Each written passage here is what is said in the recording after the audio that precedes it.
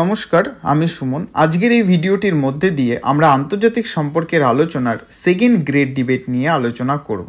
তাহলে চলো ভিডিওটি শুরু করা যাক।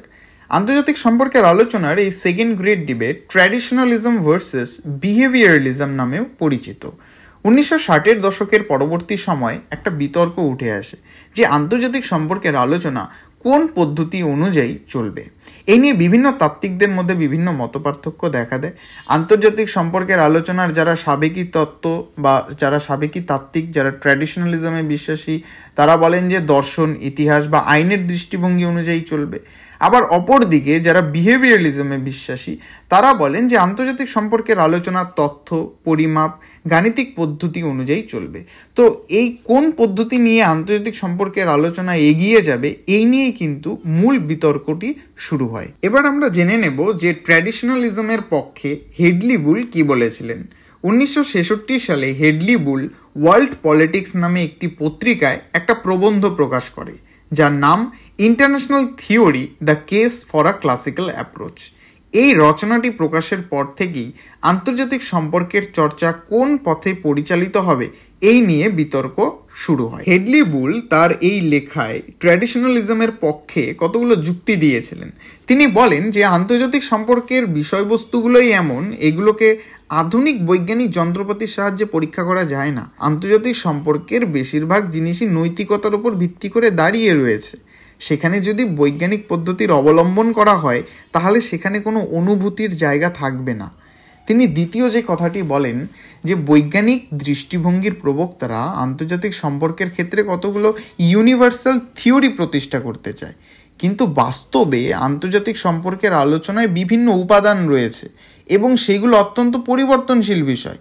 তাই আন্তর্জাতিক সম্পর্কের আলোচনায় এমন কোনো সার্বজনীন তত্ত্ব প্রতিষ্ঠা করা খুবই কঠিন বিষয়। হেডলি বুলের দ্বিতীয় অভিমতটি হলো বৈজ্ঞানিক দৃষ্টিভঙ্গির প্রবক্তারা আন্তর্জাতিক সম্পর্কের আলোচনাকে একটি কাঠামোর মধ্যে দিয়ে আলোচনা করতে গিয়ে আন্তর্জাতিক সম্পর্কের আলোচনাকে সীমিত করে তুলেছে।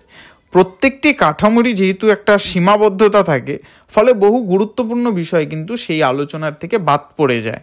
হেডলি বুলের এই চিন্তাধারার বিপক্ষে এবং বৈজ্ঞানিক দৃষ্টিভঙ্গির পক্ষে মার্টিন কাপলান একের পর এক যুক্তি সাজান।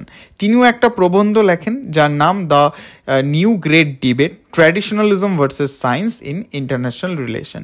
এই প্রবন্ধে তিনি এই হেডলি বুলের চিন্তাধারার বিপক্ষে একের পর এক তিনি যুক্তি দিতে থাকেন।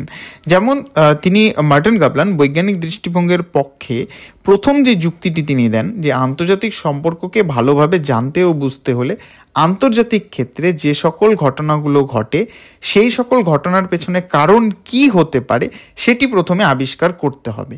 আর এই কারণ খোঁজার জন্য প্রথমে বিভিন্ন তথ্য সংগ্রহ করতে হবে, তারপর সেই তথ্যের ভিত্তিতে হাইপোথিসিস গঠন করতে হবে। ট্র্যাডিশনালিস্টরা আন্তর্জাতিক সম্পর্ককে অন্য সাবজেক্ট থেকে বিচ্ছিন্ন বা পৃথক বা স্বতন্ত্র বলে মনে করেন, যে আন্তর্জাতিক সম্পর্ক অন্য সাবজেক্টের সাথে মিলিয়ে যাবে না, এটা পুরোপুরি আলাদা থাকবে।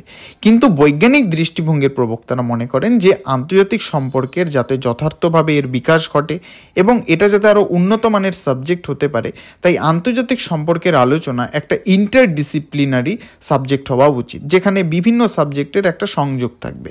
এতে কি হবে, মানুষের আচরণকে আরও ভালোভাবে বোঝা যাবে, আর মানুষের আচরণকে যত ভালোভাবে বোঝা যাবে তত ভালোভাবে একটা সেখান থেকে তথ্য পাওয়া যাবে এবং সেই তথ্যের ভিত্তিতে থিওরি তৈরি করা যাবে বা একটা কাঠামো তৈরি করা যাবে, যে কাঠামোর ভিত্তিতে আন্তর্জাতিক সম্পর্কের আলোচনাকে আরও এগিয়ে নিয়ে যাওয়া যাবে। তৃতীয় পয়েন্টটি হলো ঐতিহ্যবাদীরা বাস্তবতা থেকে অনেকটা বিচ্ছিন্ন হয়ে পড়ে। আগে কি ঘটেছিল সেটাই আবার ঘটবে এমন প্রত্যাশায় তারা বিশ্বাসী। অপরদিকে আচরণবাদীরা মনে করেন যে তারা বিভিন্ন হাইপোথিসিস, চার্ট, বিভিন্ন গ্রাফ তৈরি করার মধ্যে দিয়ে গবেষণার পথ অনুসরণ করে বিভিন্ন হাইপোথিসিস তৈরি করে তারপরে তারা কোনো সিদ্ধান্তে আসায় বিশ্বাসী। আসলে এই ট্র্যাডিশনালিজম ও বিহেভিয়ারালিজম এই দুটির মধ্যে কোনো একটিকে নিয়ে আন্তর্জাতিক সম্পর্কের আলোচনাকে এগিয়ে নিয়ে যাওয়া সম্ভব নয়। এই দুটোর মধ্যে সামঞ্জস্য রেখেই আন্তর্জাতিক সম্পর্কের আলোচনাকে এগিয়ে নিয়ে যাওয়া দরকার। এখানে কিন্তু আমরা হেডলি বুল, মার্টিন কাপলান, এদেরকে নিয়েই মূলত আলোচনা করলাম। এখানে ডেভিড সিঙ্গার, আরও অন্যান্য তাত্ত্বিকরা ছিলেন, কিন্তু তাদেরকে নিয়ে আমরা এখানে আলোচনা করলাম না, যাতে তোমরা এই ভিডিওটা দেখে পরীক্ষায় সহজে উত্তর করতে পারো এবং কনসেপ্টটাকে যাতে ধরতে পারো। তো এই ছিল আজকের ছোট্ট একটা ভিডিও। যদি তোমাদের ভিডিও ভালো লেগে থাকে বা তোমাদের কনসেপ্ট ক্লিয়ার হয়ে থাকে, অবশ্যই আমাকে কমেন্ট বক্সে জানিও। Thanks for watching and listening.